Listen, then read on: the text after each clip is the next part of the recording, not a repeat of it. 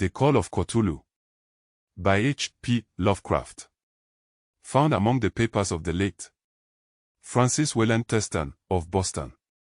Of such great powers or beings there may be conceivably a survivor of a hugely remote period when consciousness was manifested, perhaps, in shapes and forms long since withdrawn before the tide of advancing humanity, forms of which poetry and legend alone have caught a flying memory and called them gods, monsters, mythical beings of all sorts and kinds. Algernon Blackwood.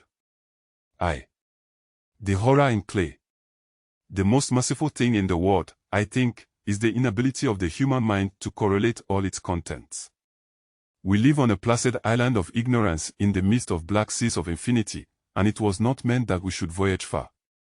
The sciences, each straining in its own direction, have hitherto harmed us little, but some day the piecing together of dissociated knowledge will open up such terrifying vistas of reality, and of our frightful position therein, that we shall either go mad from the revelation or flee from the deadly light into the peace and safety of a new dark age.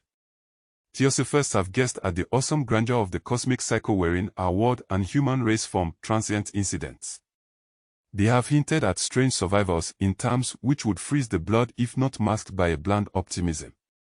But it is not from them that there came the single glimpse of forbidden eons which chills me when I think of it and maddens me when I dream of it. That glimpse, like all dread glimpses of truth, flashed out from an accidental piecing together of separated things, in this case an old newspaper item and the notes of a dead professor. I hope that no one else will accomplish this piecing out. Certainly, if I live, I shall never knowingly supply a link in so hideous a chain. I think that the professor, too, intended to keep silent regarding the part he knew, and that he would have destroyed his notes had not sudden death seized him. My knowledge of the thing began in the winter of 1926-27 with the death of my granduncle George Gamma Angel, Professor Emeritus of Semitic Languages in Brown University, Providence, Rhode Island. Professor Angel was widely known as an authority on ancient inscriptions, and had frequently been resorted to by the heads of prominent museums, so that his passing at the age of 92 may be recalled by many. Locally, interest was intensified by the obscurity of the cause of death. The professor had been stricken whilst returning from the Newport boat, falling suddenly, as witnesses said, after having been jostled by a nautical-looking Negro who had come from one of the queer dark courts on the precipitous hillside which formed a short cut from the waterfront to the deceased home in William Street.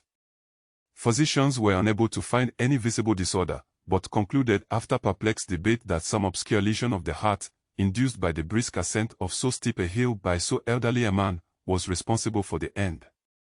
At the time I saw no reason to dissent from this dictum, but latterly I am inclined to wonder, and more than wonder. As my granduncle's heir and executor, for he died a childless widower, I was expected to go over his papers with some thoroughness, and for that purpose moved his entire set of files and boxes to my quarters in Boston. Much of the material which I correlated will be later published by the American Archaeological Society, but there was one box which I found exceedingly puzzling, and which I felt much averse from showing to other eyes. It had been locked, and I did not find the key till it occurred to me to examine the personal ring which the professor carried always in his pocket. Then indeed I succeeded in opening it, but when I did so seemed only to be confronted by a greater and more closely locked barrier. For what could be the meaning of the queer clay bas-relief and the disjointed jottings, ramblings, and cuttings which I found? Had my uncle, in his latter years, become credulous of the most superficial impostures? I resolved to search out the eccentric sculptor responsible for this apparent disturbance of an old man's peace of mind. The bas-relief was a rough rectangle less than an inch thick and about 5 by 6 inches in area, obviously of modern origin. Its designs, however, were far from modern in atmosphere and suggestion, for although the vagaries of cubism and futurism are many and wild, they do not often reproduce that cryptic regularity which lurks in prehistoric writing. And writing of some kind the bulk of these designs seemed certainly to be, though my memory, despite much familiarity with the papers and collections of my uncle, failed in any way to identify this particular species, or even to hint at its remotest affiliations. Above these apparent hieroglyphics was a figure of evidently pictorial intent, though its impressionistic execution forbade a very clear idea of its nature. It seemed to be a sort of monster, or symbol representing a monster, of a form which only a diseased fancy could conceive. If I say that my somewhat extravagant imagination yielded simultaneous pictures of an octopus, a dragon, and a human caricature, I shall not be unfaithful to the spirit of the thing. A puppy, tentakled head surmounted a grotesque and scaly body with rudimentary wings, but it was the general outline of the whole which made it most shockingly frightful. Behind the figure was a vague suggestion of a cyclopean architectural background.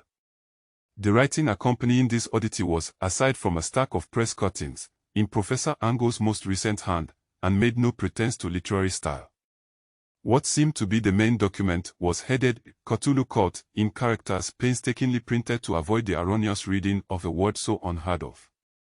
The manuscript was divided into two sections, the first of which was headed 1925 Dream and Dream Work of H. A. Wilcox, 7 Thomas Street, Providence, Rhode Island, and the second, Narrative of Inspector John A. Legrasse, 121 Bienville Street, New Orleans, Louisiana, at 1908 A.S. MTG. Notes on same, and Professor Webb's ACCT.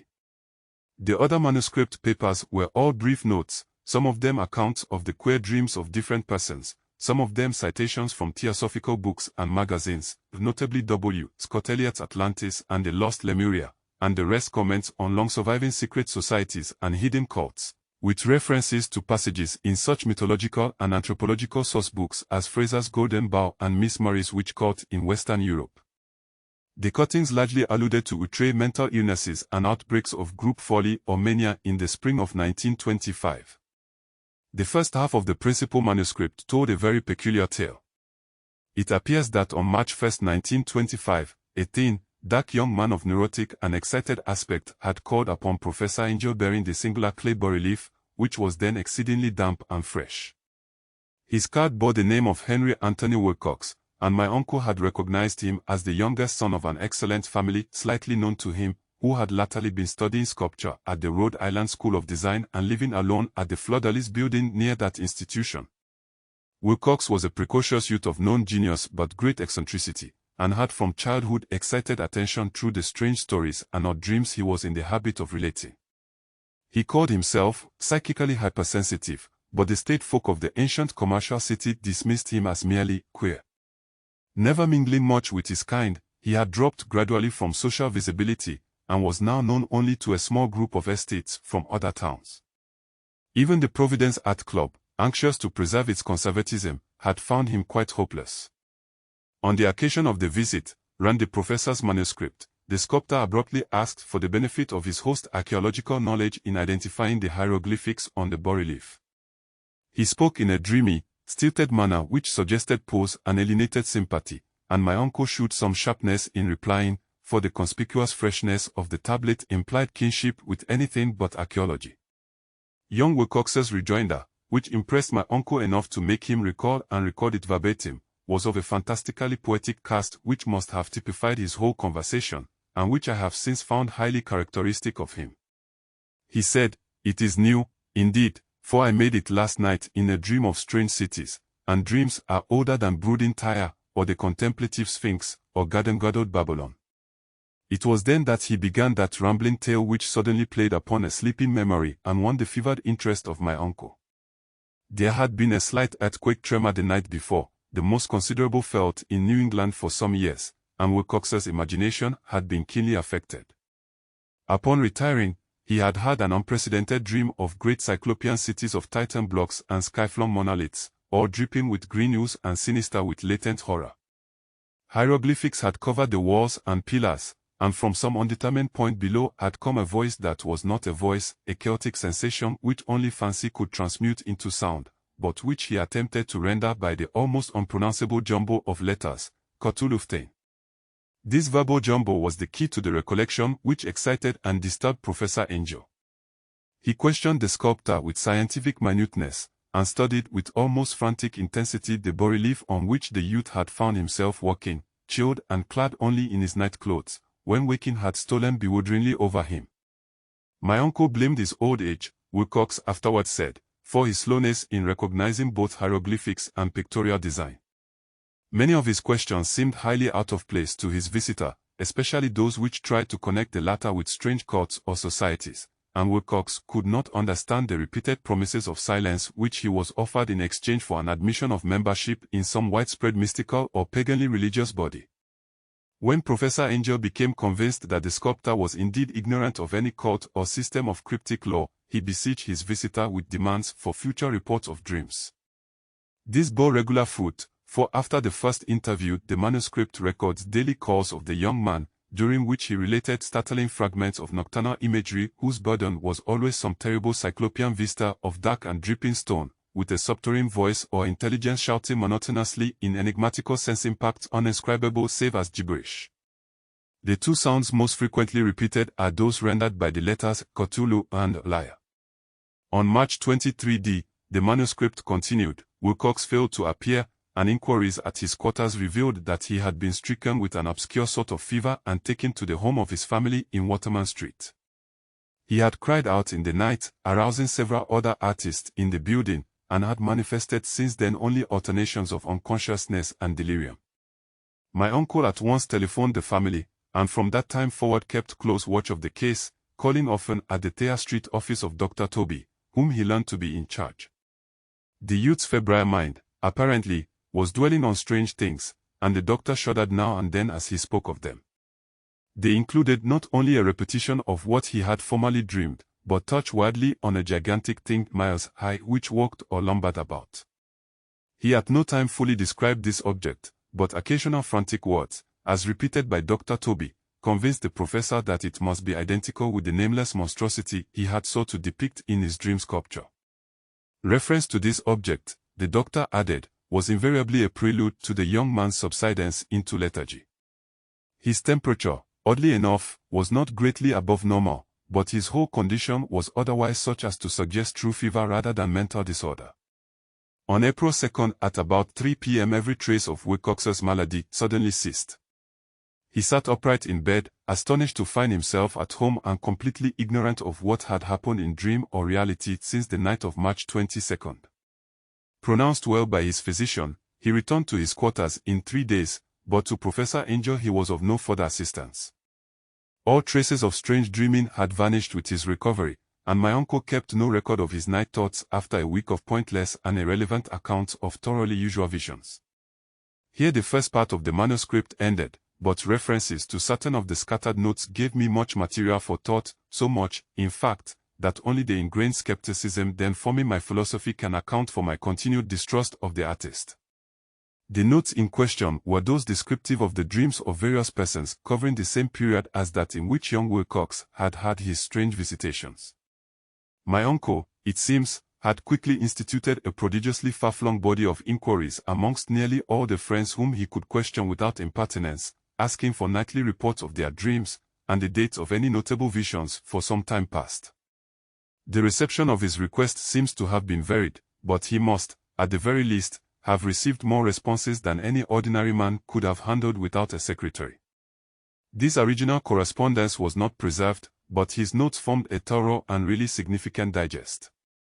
Average people in society and business, New England's traditional, salt of the earth, he gave an almost completely negative result, though scattered cases of uneasy but formless nocturnal impressions appear here and there, always between March 23d and April 2nd, the period of young Wilcox's delirium. Scientific men were little more affected, though 4 cases of vague description suggest fugitive glimpses of strange landscapes, and in one case there is mentioned a dread of something abnormal. It was from the artists and poets that the pertinent answers came, and I know that panic would have broken loose had they been able to compare notes. As it was, lacking their original letters, I have suspected the compiler of having asked leading questions, or of having edited the correspondence in corroboration of what he had latently resolved to see. That is why I continue to feel that Wilcox, somehow cognizant of the old data which my uncle had possessed, had been imposing on the veteran scientist. These responses from estates told a disturbing tale. From February 28 to April 2, a large proportion of them had dreamed very bizarre things, the intensity of the dreams being immeasurably the stronger during the period of the sculptor's delirium. Over a fourth of those who reported anything, reported scenes and half-sounds not unlike those which Wilcox had described, and some of the dreamers confessed acute fear of the gigantic nameless thing visible toward the last. One case, which the note describes with emphasis, was very sad. The subject, a widely known architect with leanings toward theosophy and occultism, went violently insane on the date of young Wilcox's seizure, and expired several months later after incessant screamings to be saved from some escaped denizen of hell. Had my uncle referred to these cases by name instead of merely by number, I should have attempted some corroboration and personal investigation, but as it was, I succeeded in tracing down only a few. All of these, however, bore out the note's info. I have often wondered if all the object of the professor's questioning felt as puzzled as did this fraction. It is well that no explanation shall ever reach them. The press cuttings, as I have intimated, touched on cases of panic, mania, and eccentricity during the given period. Professor Angel must have employed a cutting bureau, for the number of extracts was tremendous and the sources scattered throughout the globe. Here was a nocturnal suicide in London, where a lone sleeper had leaped from a window after a shocking cry. Here likewise a rambling letter to the editor of a paper in South America, where a fanatic deduces a dire future from visions he has seen. A dispatch from California describes a theosophist colony as donning white robes en masse for some glorious fulfillment which never arrives, whilst items from India speak guardedly of serious native unrest toward the end of March. Voodoo orgies multiply in Haiti, and African outposts report ominous mutterings. American officers in the Philippines find certain tribes bothersome about this time, and New York policemen are mobbed by hysterical Levantines on the night of March 22nd to 23rd. The west of Ireland, too, is full of wild rumor and legendary, and a fantastic painter named Edouard Bernot hangs a blasphemous dream landscape in the Paris Spring Salon of 1926. And so numerous are the recorded troubles in insane asylums, that only a miracle can have stopped the medical fraternity from noting strange parallelisms and drawing mystified conclusions. A weird bunch of cuttings, all told, and I can at this date scarcely envisage the callous rationalism with which I set them aside. But I was then convinced that young Wilcox had none of the older matters mentioned by the professor. 2. The tale of Inspector Legras. The older matters which had made the sculptor's dream and bas-relief so significant to my uncle formed the subject of the second half of his long manuscript. Once before, it appears, Professor Angel had seen the hellish outlines of the nameless monstrosity, puzzled over the unknown hieroglyphics, and heard the ominous syllables which can be rendered only as Cthulhu, and all this in so stirring and horrible a connection that it is small wonder he pursued young Wilcox with queries and demands for data. The earlier experience had come in 1908, 17 years before, when the American Archaeological Society held its annual meeting in St. Louis. Professor Angel, as befitted one of his authority and attainments, had had a prominent part in all the deliberations, and was one of the first to be approached by the several outsiders who took advantage of the convocation to offer questions for correct answering and problems for expert solution. The chief of these outsiders, and in a short time the focus of interest for the entire meeting, was a commonplace-looking middle-aged man who had traveled all the way from New Orleans for certain special information unobtainable from any local source. His name was John Raymond Legras, and he was by profession an inspector of police. With him he bore the subject of his visit, a grotesque, repulsive, and apparently very ancient stone statuette whose origin he was at a loss to determine. It must not be fancied that Inspector Legras had the least interest in archaeology. On the contrary, his wish for enlightenment was prompted by purely professional considerations. The statuette, idol, fetish, or whatever it was, had been captured some months before in the wooded swamp south of New Orleans during a raid on a supposed voodoo meeting, and so singular and hideous were the rites connected with it, that the police could not but realize that they had stumbled on a dark cult totally unknown to them, and infinitely more diabolic than even the blackest of the African voodoo circles. Of its origin, apart from the erratic and unbelievable tales extorted from the captured members, absolutely nothing was to be discovered, hence the anxiety of the police for any antiquarian law which might help them to place the frightful symbol, and through it track down the cult to its fountainhead. Inspector Legras was scarcely prepared for the sensation which his offering created. One sight of the thing had been enough to throw the assembled men of science into a state of tense excitement, and they lost no time in crowding around him to gaze at the diminutive figure whose utter strangeness and air of genuinely abysmal antiquity hinted so potently at unopened and archaic vistas. No recognized school of sculpture had animated this terrible object, yet centuries and even thousands of years seemed recorded in its dim and greenish surface of unplaceable stone. The figure, which was finally passed slowly from man to man for close and careful study, was between 7 and 8 inches in height and of exquisitely artistic workmanship. It represented a monster of vaguely anthropoid outline, but with an octopus-like head whose face was a mass of fillers, a scaly, rubbery-looking body, prodigious claws on hind and 4 feet, and long, narrow wings behind. This thing, which seemed instinct with a fearsome and unnatural malignancy, was of a somewhat bloated corpulence, and squatted evilly on a rectangular block or pedestal covered with undecipherable characters. The tips of the wings touched the back edge of the block, the seat occupied the center, whilst the long, curved claws of the doubled-up, crouching hind legs gripped the front edge and extended a quarter of the way down toward the bottom of the pedestal. The cephalopod head was bent forward, so that the ends of the facial fillers brushed the backs of huge forepaws which clasped the croucher's elevated knees. The aspect of the whole was abnormally lifelike, and the more subtly fearful because its source was so totally unknown. Its vast, awesome, and incalculable age was unmistakable, yet not one link did it show with any known type of art belonging to civilization's youth or indeed to any other time. Totally separate and apart, its very material was a mystery, for the soapy, greenish-black stone with its golden or iridescent flecks and striations resembled nothing familiar to geology or mineralogy. The characters along the base were equally baffling, and no member present, despite a representation of half the world's expert learning in this field, could form the least notion of even their remotest linguistic kinship. They, like the subject and material, belong to something horribly remote and distinct from mankind as we know it, something frightfully suggestive of old and unhallowed cycles of life in which our world and our conceptions have no part. And yet, as the members severally shook their heads and confessed defeat at the inspector's problem, there was one man in that gathering who suspected a touch of bizarre familiarity in the monstrous shape and writing, and who presently told with some diffidence of the odd trifle he knew. This person was the late William Channing Webb, professor of anthropology in Princeton University, and an explorer of no slight note.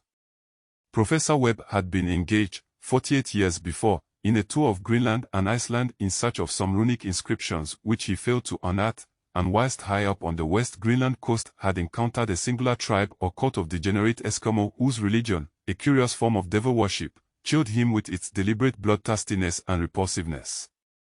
It was a fate of which other Eskimo knew little, and which they mentioned only with shudders, saying that it had come down from horribly ancient eons before ever the world was made.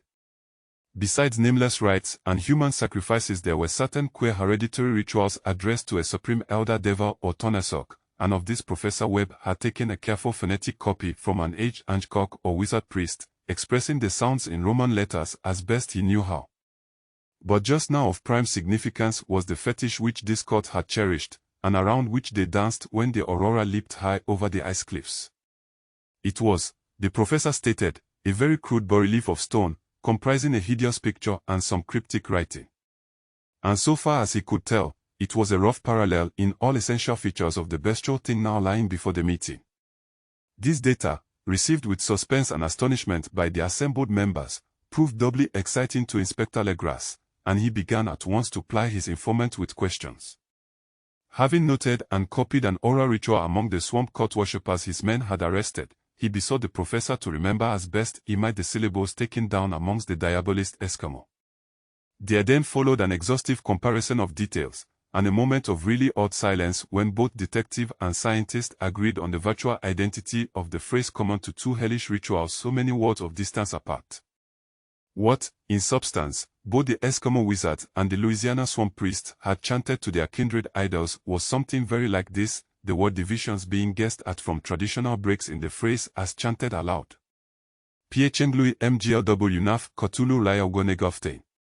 Legras had 1 point in advance of Professor Webb, for several among his mongrel prisoners had repeated to him what older celebrants had told them the words meant.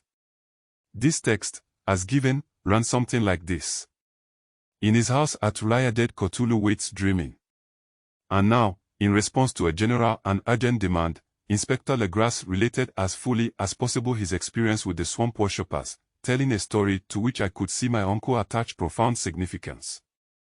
It savored of the wildest dreams of mythmaker and theosophist, and disclosed an astonishing degree of cosmic imagination among such half-caste and pariahs as might be least expected to possess it. On November 1, 1907, there had come to the New Orleans police a frantic summons from the swamp and lagoon country to the south. The squatters there, mostly primitive but good-natured descendants of Lafitte's men, were in the grip of stark terror from an unknown thing which had stolen upon them in the night. It was voodoo, apparently, but voodoo of a more terrible sort than they had ever known, and some of their women and children had disappeared since the malevolent tom-tom had begun its incessant beating far within the black haunted woods where no dweller ventured. There were insane shouts and harrowing screams, soul-chilling chants and dancing devil flames, and, the frightened messenger added, the people could stand it no more.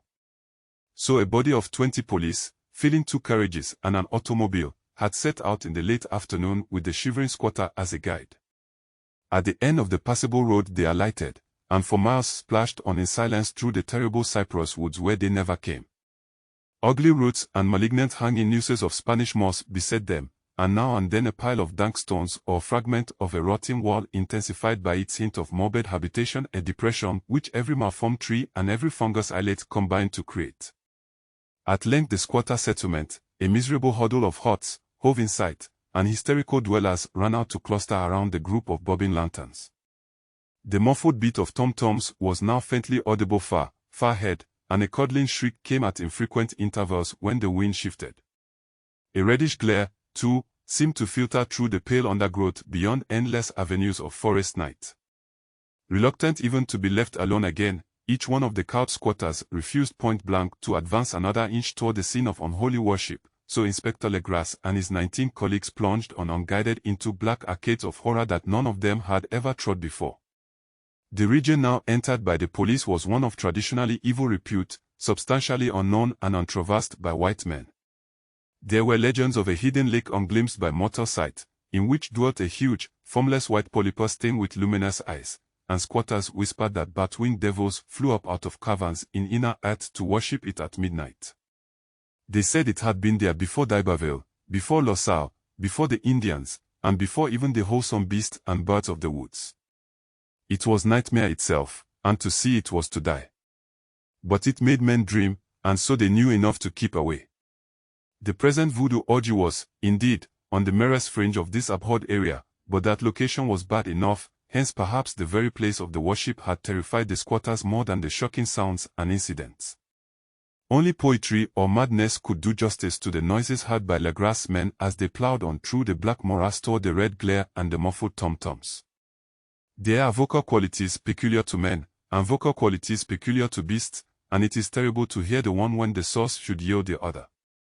Animal fury and orgiastic license here whipped themselves to demoniac heights by howls and squawking ecstasies that tore and reverberated through those night woods like pestilential tempests from the gulfs of hell. Now and then the less organized ululation would cease, and from what seemed a well-drilled chorus of hoarse voices would rise in sing-song chant that hideous phrase or ritual. Piechenglui mglw naf Cthulhu Liagonegoftain. Then the men, having reached the spot where the trees were thinner, came suddenly in sight of the spectacle itself. 4 of them reeled, 1 fainted, and 2 were shaken into a frantic cry which the mad cacophony of the orgy fortunately deadened. Legras dashed swamp water on the face of the fainting man, and all stood trembling and nearly hypnotized with horror. In a natural glade of the swamp stood a grassy island of perhaps an acre's extent, clear of trees and tolerably dry. On this now leaped and twisted a more indescribable horde of human abnormality than any but a Sime or an Angorola could paint. Void of clothing, these hybrid spawn were braying, bellowing, and riding about a monstrous ring-shaped bonfire, in the center of which, revealed by occasional rifts in the curtain of flame, stood a great granite monolith some 8 feet in height, on top of which, incongruous with its diminutiveness, rested the noxious carven statuette. From a wide circle of 10 scaffolds set up at regular intervals with the flame-girt monolith as a center hung, head downward, the oddly mad bodies of the helpless squatters who had disappeared. It was inside this circle that the ring of worshippers jumped and roared, the general direction of the mass motion being from left to right in endless bacchanal between the ring of bodies and the ring of fire. It may have been only imagination and it may have been only echoes which induced one of the men, an excitable Spaniard, to fancy he had antiphonal responses to the ritual from some far and unillumined spot deeper within the wood of ancient legendary and horror. This man, Joseph D. Galvez, I later met and questioned, and he proved distractingly imaginative. He indeed went so far as to hint of the faint beating of great wings, and of a glimpse of shining eyes and a mountainous white bulk beyond the remotest trees, but I suppose he had been hearing too much native superstition. Actually, the horrified pause of the men was of comparatively brief duration. Duty came first, and although there must have been nearly 100 mongrel celebrants in the throng, the police relied on their firearms and plunged determinedly into the nauseous rout. For 5 minutes the resultant din and chaos were beyond description. Wild blows were struck, shots were fired, and escapes were made, but in the end Legras was able to count some 47 solemn prisoners, whom he forced to dress in haste and fall into line between 2 rows of policemen. 5 of the worshippers lay dead, and 2 severely wounded ones were carried away on improvised stretchers by their fellow prisoners. The image on the monolith, of course, was carefully removed and carried back by Legras. Examined at headquarters after a trip of intense strain and weariness, the prisoners all proved to be men of a very low, mixed-blooded, and mentally aberrant type. Most were seamen, and a sprinkling of Negroes and mulattoes, largely West Indians or brother Portuguese from the Cape Verde Islands, gave a coloring of voodooism to the heterogeneous cult. But before many questions were asked, it became manifest that something far deeper and older than Negro fetishism was involved. Degraded and ignorant as they were, the creatures held with surprising consistency to the central idea of their loathsome fate. They worshipped, so they said, the great old ones who lived ages before there were any men, and who came to the young world out of the sky. Those old ones were gone now, inside the earth and under the sea, but their dead bodies had told their secrets in dreams to the first men, who formed the cult which had never died. This was that cult, and the prisoners said it had always existed and always would exist, hidden in distant wastes and dark places all over the world until the time when the great priest Cthulhu, from his dark house in the mighty city of Raya under the waters, should rise and bring the earth again beneath his sway. Someday he would call, when the stars were ready, and the secret cult would always be waiting to liberate him. Meanwhile no more must be told. There was a secret which even torture could not extract. Mankind was not absolutely alone among the conscious things of earth, for ships came out of the dark to visit the faithful few. But these were not the great old ones. No man had ever seen the old ones. The carven idol was great Cthulhu, but none might say whether or not the others were precisely like him. No one could read the old writing now, but things were told by word of mouth. The chanted ritual was not the secret, that was never spoken aloud, only whispered. The chant meant only this: in his house at Raya dead Cthulhu waits dreaming. Only 2 of the prisoners were found sane enough to be hanged, and the rest were committed to various institutions. All denied a part in the ritual murders, and averred that the killing had been done by black-winged ones which had come to them from their immemorial meeting place in the haunted wood. But of those mysterious allies no coherent account could ever be gained. What the police did extract came mainly from an immensely aged mestizo named Castro, who claimed to have sailed to strange ports and talked with undying leaders of the cult in the mountains of China.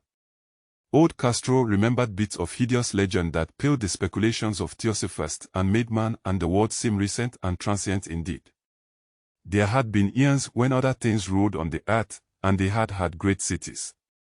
Remains of them, he said the deathless Chinamen had told him, were still to be found as cyclopean stones on islands in the Pacific. They all died vast epochs of time before men came, but there were arts which could revive them when the stars had come round again to the right positions in the cycle of eternity. They had, indeed, come themselves from the stars, and brought their images with them. These great old ones, Castro continued, were not composed altogether of flesh and blood. They had shape, for did not this star-fashioned image prove it, but that shape was not made of matter. When the stars were right, they could plunge from world to world through the sky, but when the stars were wrong, they could not live. But although they no longer lived, they would never really die. They all lay in stone houses in their great city of Raya, preserved by the spells of mighty Cthulhu for a glorious resurrection when the stars and the earth might once more be ready for them. But at that time some force from outside must serve to liberate their bodies. The spells that preserved them intact likewise prevented them from making an initial move, and they could only lie awake in the dark and think whilst uncounted millions of years rolled by. They knew all that was occurring in the universe, but their mode of speech was transmitted thought. Even now they talked in their tombs. When, after infinities of chaos, the first men came, the great old ones spoke to the sensitive among them by molding their dreams, for only thus could their language reach the fleshly minds of mammals. Then, whispered Castro, those first men formed the cult around small idols which the great ones shewed them, idols brought in dim eras from dark stars. That cult would never die till the stars came right again, and the secret priest would take great Cthulhu from his tomb to revive his subject and resume his rule of earth. The time would be easy to know, for then mankind would have become as the great old ones, free and wild and beyond good and evil, with laws and morals thrown aside and all men shouting and killing and reveling in joy. Then the liberated old ones would teach them new ways to shout and kill and revel and enjoy themselves, and all the earth would flame with a holocaust of ecstasy and freedom. Meanwhile the cult, by appropriate rites, must keep alive the memory of those ancient ways and shadow forth the prophecy of their return. In the elder time chosen men had talked with the entombed old ones in dreams, but then something had happened. The great stone city Raya, with its monoliths and sepulchres, had sunk beneath the waves, and the deep waters, full of the one primal mystery through which not even thought can pass, had cut off the spectral intercourse. But memory never died, and high priest said that the city would rise again when the stars were right. Then came out of the earth the black spirits of earth, moody and shadowy, and full of dim rumors picked up in caverns beneath forgotten sea bottoms. But of them old Castro dared not speak much. He cut himself off hurriedly, and no amount of persuasion or subtlety could elicit more in this direction. The size of the old ones, too, he curiously declined to mention. Of the cult, he said that he thought the center lay amid the pathless deserts of Arabia, where Aram, the city of pillars, dreams hidden and untouched. It was not allied to the European witch cult, and was virtually unknown beyond its members. No book had ever really hinted of it, though the deathless Chinamen said that there were double meanings in the Necronomicon of the mad Arab Abdul al-Hazard which the initiated might read as they chose, especially the much-discussed couplet. That is not dead which can eternal lie. And with strange eons even death may die. Legras, deeply impressed and not a little bewildered, had inquired in vain concerning the historic affiliations of the cult. Castro, apparently, had told the truth when he said that it was wholly secret. The authorities at Tulane University could shed no light upon either cult or image, and now the detective had come to the highest authorities in the country and met with no more than the Greenland tale of Professor Webb. The feverish interest aroused at the meeting by Legras' tale, corroborated as it was by the statuette, is echoed in the subsequent correspondence of those who attended, although scant mention occurs in the formal publications of the society. Caution is the first care of those accustomed to face occasional charlatanry and imposture. Legras for some time lent the image to Professor Webb, but at the latter's death it was returned to him and remains in his possession, where I viewed it not long ago. It is truly a terrible thing, and unmistakably akin to the dream sculpture of young Wilcox. That my uncle was excited by the tale of the sculptor I did not wonder, for what thoughts must arise upon hearing, after a knowledge of what Legras had learned of the cult, of a sensitive young man who had dreamed not only the figure and exact hieroglyphics of the swamp-found image and the Greenland devil tablet, but had come in his dreams upon at least 3 of the precise words of the formula uttered alike by Eskimo diabolists and mongrel Louisianans. Professor Ango's instant start on an investigation of the utmost thoroughness was eminently natural, though privately I suspected young Wilcox of having heard of the cult in some indirect way, and of having invented a series of dreams to heighten and continue the mystery at my uncle's expense. The dream narratives and cuttings collected by the professor were, of course, strong corroboration, but the rationalism of my mind and the extravagance of the whole subject led me to adopt what I thought the most sensible conclusions. So, after thoroughly studying the manuscript again and correlating the theosophical and anthropological notes with the cult narrative of Legras, I made a trip to Providence to see the sculptor and give him the rebuke I thought proper for so boldly imposing upon a learned and aged man. Wilcox still lived alone in the Fleur-de-Lis building in Thomas Street, a hideous Victorian imitation of 17th-century Breton architecture which flaunts its stuccoed front amidst the lovely colonial houses on the ancient hill, and under the very shadow of the finest Georgian staple in America. I found him at work in his rooms, and at once considered from the specimens scattered about that his genius is indeed profound and authentic. He will, I believe, sometime be heard from as one of the great decadents, for he has crystallized in clay and will one day mirror in marble those nightmares and fantasies which Arthur Machen evokes in prose, and Clark Ashton Smith makes visible in verse and in painting. Dark, frail, and somewhat unkempt in aspect, he turned languidly at my knock and asked me my business without rising. When I told him who I was, he displayed some interest, for my uncle had excited his curiosity in probing his strange dreams, yet had never explained the reason for the study. I did not enlarge his knowledge in this regard, but sought with some subtlety to draw him out. In a short time I became convinced of his absolute sincerity, for he spoke of the dreams in a manner none could mistake. They and their subconscious residuum had influenced his art profoundly, and he showed me a morbid statue whose contours almost made me shake with the potency of its black suggestion. He could not recall having seen the original of this thing except in his own dream bas-relief, but the outlines had formed themselves insensibly under his hands. It was, no doubt, the giant shape he had raved of in delirium. That he really knew nothing of the hidden cult, save from what my uncle's relentless catechism had let fall, he soon made clear, and again I strove to think of some way in which he could possibly have received the weird impressions. He talked of his dreams in a strangely poetic fashion, making me see with terrible vividness the damp cyclopean city of slimy green stone, whose geometry, he oddly said, was all wrong, and hear with frightened expectancy the ceaseless, half-mental calling from underground, Cthulhu, Cthulhu. These words had formed part of that dread ritual which told of dead Cthulhu's dream vigil in his stone vault at Raya, and I felt deeply moved despite my rational beliefs. Wilcox, I was sure, had heard of the cult in some casual way, and had soon forgotten it amidst the mass of his equally weird reading and imagining. Later, by virtue of its sheer impressiveness, it had found subconscious expression in dreams, in the bas-relief, and in the terrible statue I now beheld, so that his imposture upon my uncle had been a very innocent one.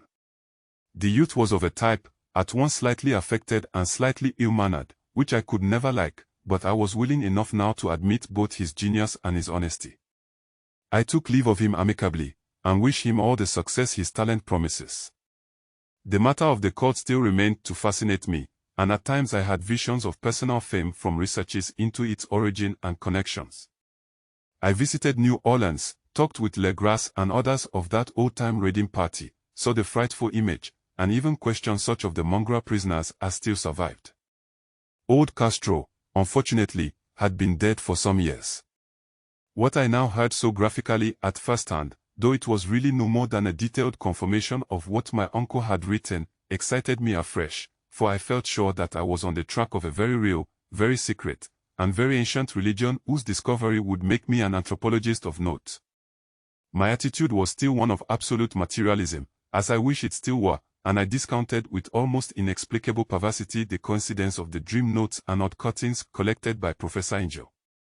One thing I began to suspect, and which I now fear I know, is that my uncle's death was far from natural.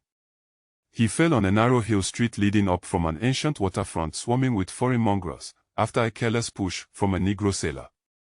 I did not forget the mixed blood and marine pursuit of the cult members in Louisiana, and would not be surprised to learn of secret methods and poison needles as ruthless and as anciently known as the cryptic rites and beliefs. Legras and his men, it is true, have been let alone, but in no way a certain seaman who saw things is dead. Might not the deeper inquiries of my uncle after encountering the sculptor's data have come to sinister ears?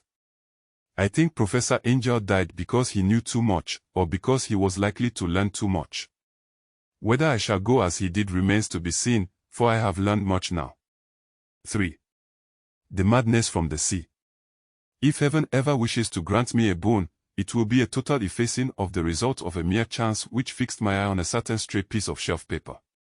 It was nothing on which I would naturally have stumbled in the course of my daily round, for it was an old number of an Australian journal, the Sydney Bulletin for April 18, 1925. It had escaped even the Cutting Bureau, which had at the time of its issuance been avidly collecting material for my uncle's research. I had largely given over my inquiries into what Professor Angel called the Cthulhu cult, and was visiting a learned friend in Paterson, New Jersey, the curator of a local museum and a mineralogist of note. Examining one day the reserve specimens roughly set on the storage shelves in a rear room of the museum, Maya was caught by an odd picture in one of the old papers spread beneath the stones. It was the Sydney Bulletin I have mentioned, for my friend has wide affiliations in all conceivable foreign parts, and the picture was a half-tone cut of a hideous stone image almost identical with that which Legras had found in the swamp. Eagerly clearing the sheet of its precious contents, I scanned the item in detail, and was disappointed to find it of only moderate length. What it suggested, however, was of potential significance to my flagging quest, and I carefully tore it out for immediate action. It read as follows. Mystery derelict found at sea. Vigilant arrives with helpless armed New Zealand yacht in tow. One survivor and dead man found aboard. Tale of desperate battle and deaths at sea. Rescued seaman refuses. Particulars of strange experience. Odd idol found in his possession. Inquiry. To follow. The Morrison Company's freighter Vigilant, bound from Valparaiso, arrived this morning at its wharf in Darling Harbour, having in tow the battered and disabled but heavily armed steam yacht Alert of Dunedin, NZ, which was sighted April 12 in S. latitude 34 degrees 21 minutes, W. longitude 152 degrees 17 minutes with one living and one dead man aboard. The Vigilant left Valparaiso March 25, and on April 2 was driven considerably south of her course by exceptionally heavy storms and monster waves. On April 12 the derelict was sighted, and though apparently deserted, was found upon boarding to contain one survivor in a half-delirious condition and one man who had evidently been dead for more than a week. The living man was clutching a horrible stone idol of unknown origin, about a foot in height, regarding whose nature authorities at Sydney University, the Royal Society, and the museum in College Street all profess complete bafflement, and which the survivor says he found in the cabin of the yacht, in a small carved shrine of common pattern. This man, after recovering his senses, told an exceedingly strange story of piracy and slaughter. He is Gustav Johansen, a Norwegian of some intelligence, and had been second mate of the two-masted schooner Emma of Auckland, which sailed for Callao February 20th with a complement of 11 men.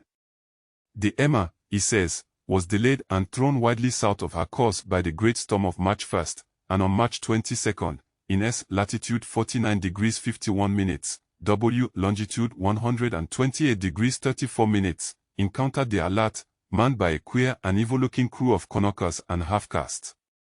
Being ordered peremptorily to turn back, Captain Collins refused, whereupon the strange crew began to fire savagely and without warning upon the schooner with a peculiarly heavy battery of brass cannon forming part of the yacht's equipment. The Emma's men should fight, says the survivor, and though the schooner began to sink from shots beneath the waterline, they managed to heave alongside their enemy and board her, grappling with the savage crew on the yacht's deck, and being forced to kill them all, the number being slightly superior, because of their particularly abhorrent and desperate though rather clumsy mode of fighting. 3 of the Emma's men, including Captain Collins and First Mate Green, were killed, and the remaining 8 under Second Mate Johansen proceeded to navigate the captured yacht, going ahead in their original direction to see if any reason for their ordering back had existed. The next day, it appears, they raised and landed on a small island, although none is known to exist in that part of the ocean, and 6 of the men somehow died ashore, though Johansen is queerly reticent about this part of his story, and speaks only of their falling into a rock chasm. Later, it seems, he and one companion boarded the yacht and tried to manage her, but were beaten about by the storm of April 2nd. From that time till his rescue on the 12th the man remembers little, and he does not even recall when William Bryden, his companion, died. Bryden's death reveals no apparent cause, and was probably due to excitement or exposure.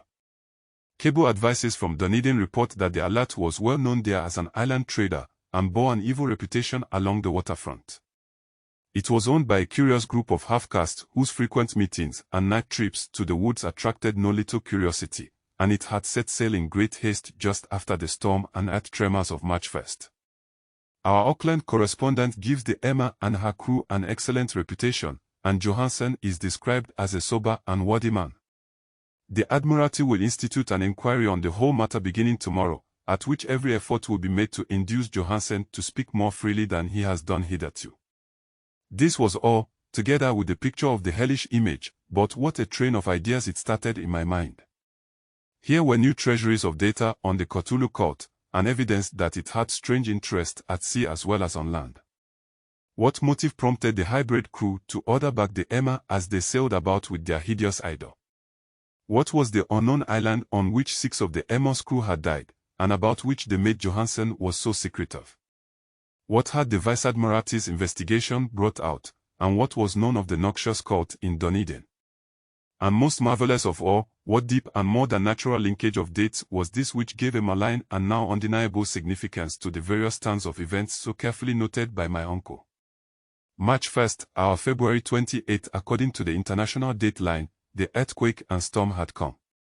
From Dunedin the alert and her noisome crew had darted eagerly forth as if imperiously summoned, and on the other side of the earth poets and artists had begun to dream of a strange, dank cyclopean city whilst a young sculptor had molded in his sleep the form of the dreaded Cthulhu. March 23, the crew of the Emma landed on an unknown island and left 6 men dead, and on that day the dreams of sensitive men assumed a heightened vividness and darkened with dread of a giant monster's malign pursuit, whilst an architect had gone mad and a sculptor had lapsed suddenly into delirium. And what of this storm of April 2nd, the date on which all dreams of the dank city ceased, and Wilcox emerged unharmed from the bondage of strange fever? What of all this, and of those hints of old Castro about the sunken, stubborn old ones and their coming reign, their faithful cult and their mastery of dreams? Was I tottering on the brink of cosmic horrors beyond man's power to bear? If so, they must be horrors of the mind alone, for in some way the 2nd of April had put a stop to whatever monstrous menace had begun its siege of mankind's soul.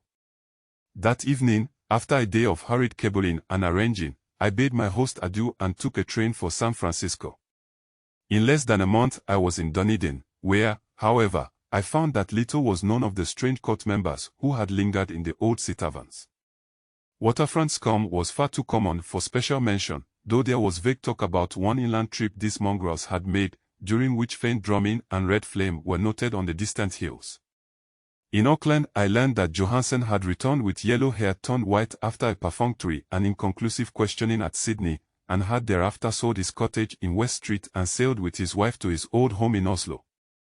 Of his stirring experience he would tell his friends no more than he had told the Admiralty officials, and all they could do was to give me his Oslo address.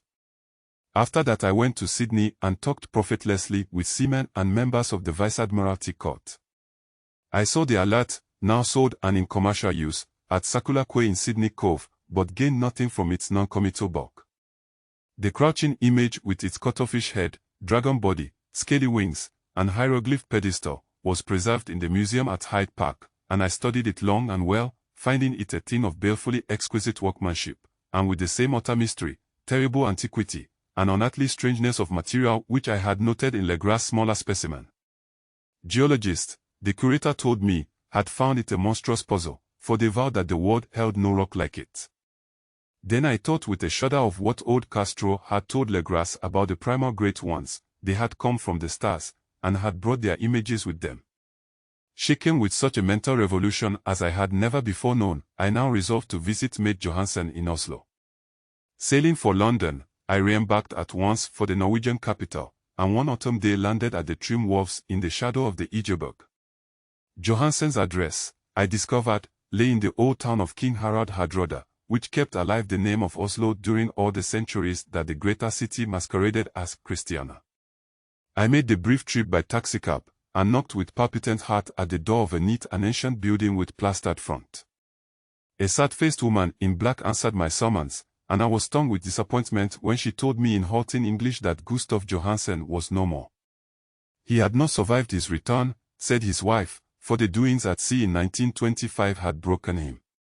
He had told her no more than he had told the public, but had left a long manuscript of technical matters, as he said, written in English, evidently in order to safeguard her from the peril of casual perusal. During a walk through a narrow lane near the Gothenburg dock, a bundle of papers falling from an attic window had knocked him down.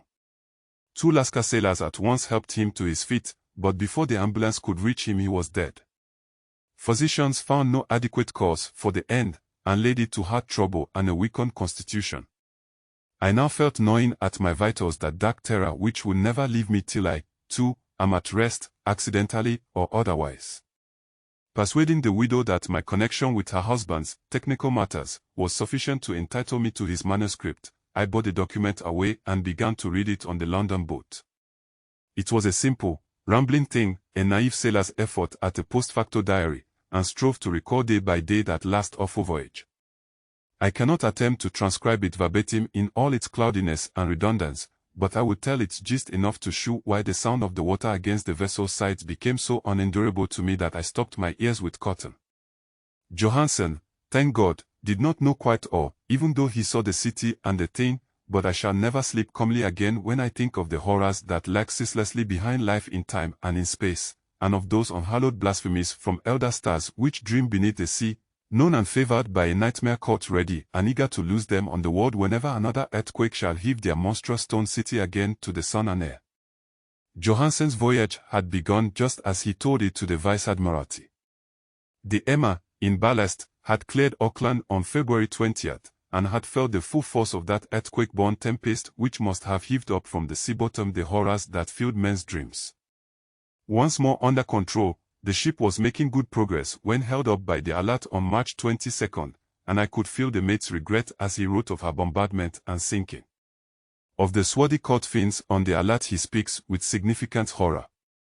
There was some peculiarly abominable quality about them which made their destruction seem almost a duty, and Johansen shows ingenuous wonder at the charge of ruthlessness brought against his party during the proceedings of the Court of Inquiry. Then, driven ahead by curiosity in their captured yacht under Johansen's command, the men sight a great stone pillar sticking out of the sea, and in S. latitude 47 degrees 9 minutes, W. longitude 126 degrees 43 minutes come upon a coastline of mingled mud, ooze, and weedy cyclopean masonry which can be nothing less than the tangible substance of Earth's supreme terror, the nightmare cup city of Lyre, that was built in measureless eons behind history by the vast, loathsome ships that seep down from the dark stars. There lay great Cthulhu and his hordes, hidden in green slimy vaults and sending out at last, after cycles incalculable, the thoughts that spread fear to the dreams of the sensitive and called imperiously to the faithful to come on a pilgrimage of liberation and restoration. All this Johansen did not suspect, but God knows he soon saw enough. I suppose that only a single mountaintop, the hideous monolith-crowned citadel whereon great Cthulhu was buried, actually emerged from the waters. When I think of the extent of all that may be brooding down there, I almost wish to kill myself forthwith. Johansen and his men were awed by the cosmic majesty of this dripping Babylon of elder demons, and must have guessed without guidance that it was nothing of this or of any same planet. Or at the unbelievable size of the greenish stone blocks, at the dizzying height of the great carven monolith, and at the stupefying identity of the colossal statues and bas-reliefs with the queer image found in the shrine on the Alert, is poignantly visible in every line of the mate's frightened description. Without knowing what futurism is like, Johansen achieved something very close to it when he spoke of the city, for instead of describing any definite structure or building, he dwells only on broad impressions of vast angles and stone surfaces too great to belong to anything right or proper for this earth, and empires with horrible images and hieroglyphs. I mention his talk about angles because it suggests something Wilcox had told me of his awful dreams. He had said that the geometry of the dream place he saw was abnormal, non-Euclidean, and loathsomely redolent of spheres and dimensions apart from ours. Now an unlettered seaman felt the same thing whilst gazing at the terrible reality. Johansen and his men landed at a sloping mud bank on this monstrous acropolis, and clambered slipperily up over titan oozy blocks which could have been no mortal staircase. The very sun of heaven seemed distorted when viewed through the polarizing miasma welling out from this sea-soaked perversion, and twisted menace and suspense lurked leeringly in those crazily elusive angles of carven rock where a second glance showed concavity after the first showed convexity. Something very like fright had come over all the explorers before anything more definite than rock and ooze and weed was seen. Each would have fled had he not feared the scorn of the others, and it was only half-heartedly that they searched, vainly, as it proved, for some portable souvenir to bear away. It was Rodriguez the Portuguese who climbed up the foot of the monolith and shouted of what he had found. The rest followed him, and looked curiously at the immense carved door with the now familiar squid dragon bas-relief. It was, Johansen said, like a great barn door, and they all felt that it was a door because of the ornate lintel, threshold, and jambs around it, though they could not decide whether it lay flat like a trapdoor or slantwise like an outside cellar door. As Wilcox would have said, the geometry of the place was all wrong. One could not be sure that the sea and the ground were horizontal, hence the relative position of everything else seemed phantasmally variable. Bryden pushed at the stone in several places without result. Then Donovan felt over it delicately around the edge, pressing each point separately as he went. He climbed interminably along the grotesque stone molding, that is, one would call it climbing if the thing was not after all horizontal, and the men wondered how any door in the universe could be so vast. Then, very softly and slowly, the acre-great panel began to give inward at the top, and they saw that it was balanced. Donovan slid or somehow propelled himself down or along the jamb and rejoined his fellows, and everyone watched the queer recession of the monstrously carven portal. In this fantasy of prismatic distortion it moved anomalously in a diagonal way, so that all the rules of matter and perspective seemed upset. The aperture was black with a darkness almost material. That tenebrousness was indeed a positive quality, for it obscured such parts of the inner walls as ought to have been revealed, and actually burst forth like smoke from its aeon-long imprisonment, visibly darkening the sun as it slunk away into the shrunken and gibbous sky on flapping membranous wings. The odor arising from the newly opened depths was intolerable, and at length the quick-eared Hawkins thought he heard a nasty, slopping sound down there. Everyone listened, and everyone was listening still when it lumbered slobberingly into sight and gropingly squeezed its gelatinous green immensity through the black doorway into the tainted outside air of that poison city of madness. Poor Johansen's handwriting almost gave out when he wrote of this. Of the 6 men who never reached the ship, he thinks 2 perished of pure fright in that accursed instant. The thing cannot be described, there is no language for such abysms of shrieking and immemorial lunacy, such eldritch contradictions of all matter, force, and cosmic order. A mountain walked or stumbled. God! What wonder that across the earth a great architect went mad and poor? Wilcox raved with fever in that telepathic instant. The thing of the idols, the green, sticky spawn of the stars, had awaked to claim his own. The stars were right again, and what an age-old cult had failed to do by design, a band of innocent sailors had done by accident.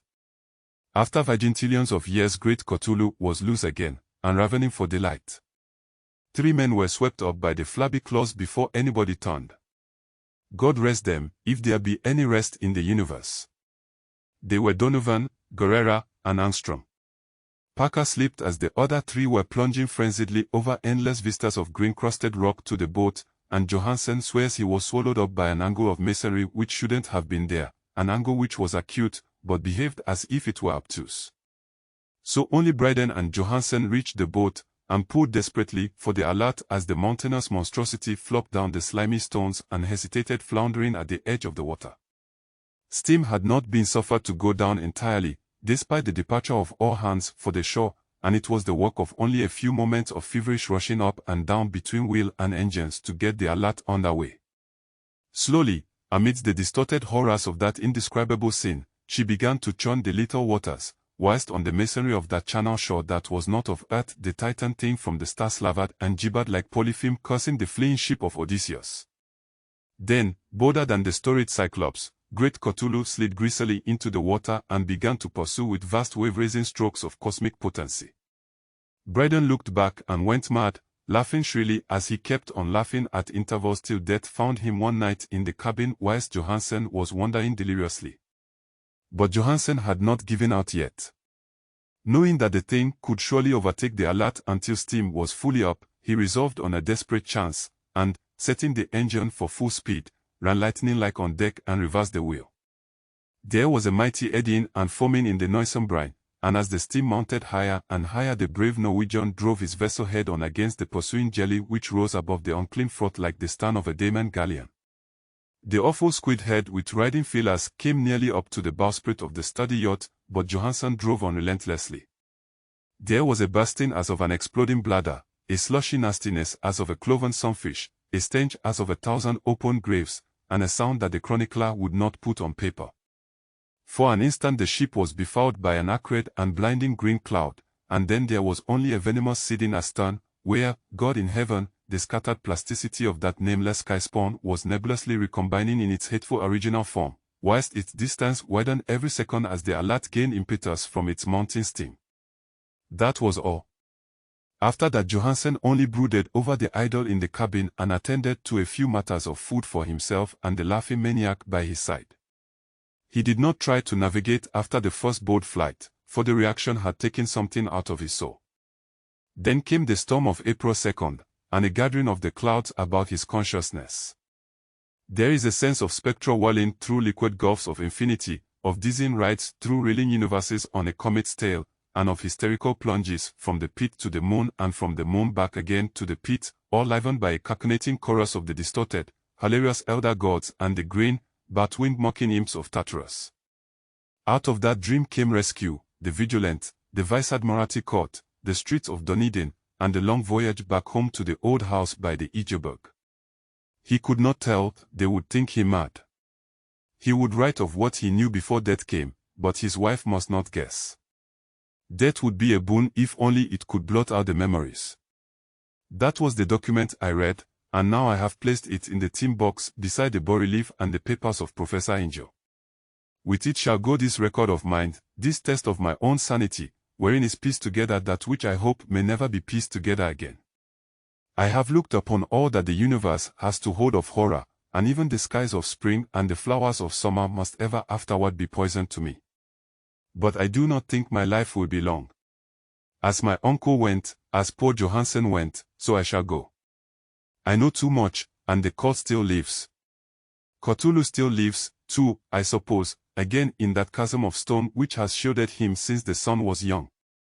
His accursed city is sunken once more, for the Vigilant sailed over the spot after the April storm, but his ministers on earth still bellow and prance and slay around idol-capped monoliths in lonely places. He must have been trapped by the sinking whilst within his black abyss, or else the world would by now be screaming with fright and frenzy. Who knows the end?